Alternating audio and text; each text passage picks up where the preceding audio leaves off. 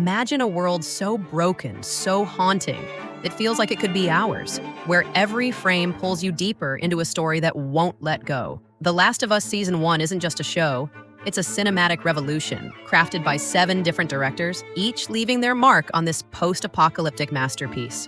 Ever wonder why Episode 1 grips you like a horror movie, while Episode 3 feels like a love story that shatters your heart? That's no coincidence. It's a hidden story waiting to be told. Today, we're stepping behind the frame to uncover how 7 brilliant minds turned a video game into a TV legend that redefined what storytelling can be. Stay with me, because by the end, you'll see this series in a whole new light, and there's a twist coming that'll leave you desperate for more. So how does a single show balance 7 directors without losing its soul? Let's dive into this journey, frame by frame, starting with the man who set it all in motion. Craig Mazin, the genius behind Chernobyl, helms Episode 1 with a style that's raw, relentless, like a storm you can't escape. He's a master of grounding you in chaos, making you feel every ounce of dread. That opening car chase in Episode 1, it's a whirlwind of shaky frames and desperate screams, but every second screams survival, mirroring those moments in our own lives when we're racing against the odds, trying to protect what matters most. Mazin wanted you to feel Joel's panic, the weight of a father shielding his daughter in a world that's crumbling around them. It's a tone setter, a gut punch that hooks you from the very first frame. But here's where it gets even more fascinating. Mazin didn't work alone. Neil Druckmann, the co-creator of The Last of Us game, steps in to co-direct Episode 2, bringing the game's haunting essence to life. Druckmann's a storyteller who knows this world inside out. He lived it while designing the game. His style is all about authenticity, making the show feel like you're holding that controller again, navigating a nightmare. Those chilling clicker close-ups in Episode 2, they're straight out of your PlayStation 4 memories, aren't they? Here's a jaw-dropping detail. Druckmann insisted on practical effects for the infected. No CGI shortcuts allowed. Every fungal growth, every twitch was sculpted by hand, a process that took weeks of late nights in a studio, with artists pouring their hearts into making the terror feel real. It's the kind of dedication that makes you appreciate the craft behind every scare, every moment that makes your skin crawl.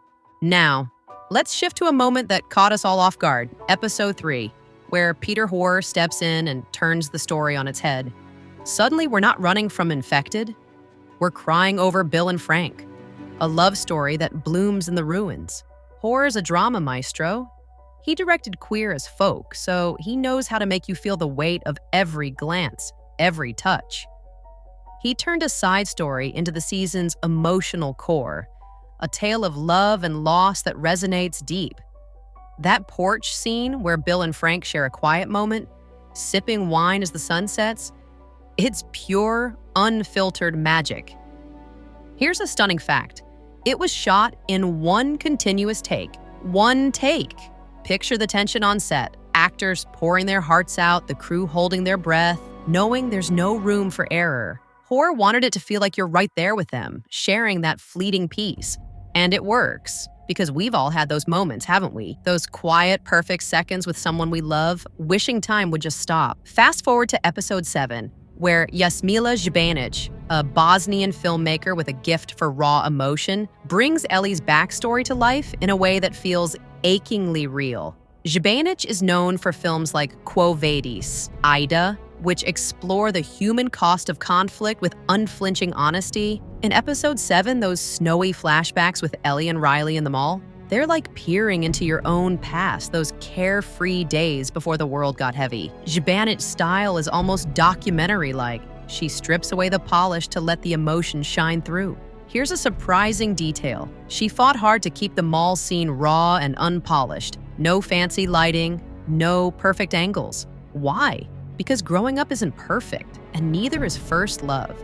She wanted you to feel Ellie's joy, her fear, her heartbreak, as if it were your own coming-of-age story.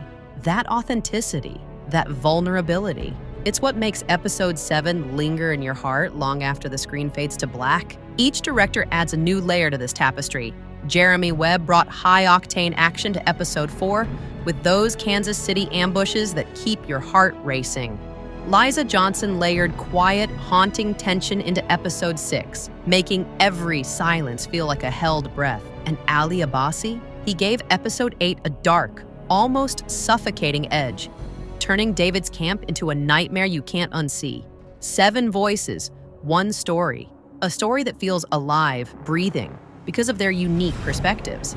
But how did they make it work without clashing, without losing the thread? Here's the magic that ties it all together. They didn't just direct, they collaborated. Craig Mazin and Neil Druckmann laid the foundation, building a world that feels both epic and achingly human. But every director met weekly, sharing notes, syncing their styles, ensuring the story flowed as one unbroken thread.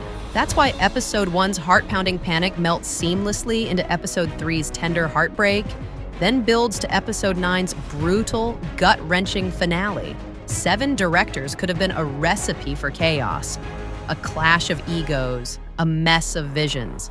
But instead, it's a symphony, each note perfectly in tune, each voice lifting the others. Think about it.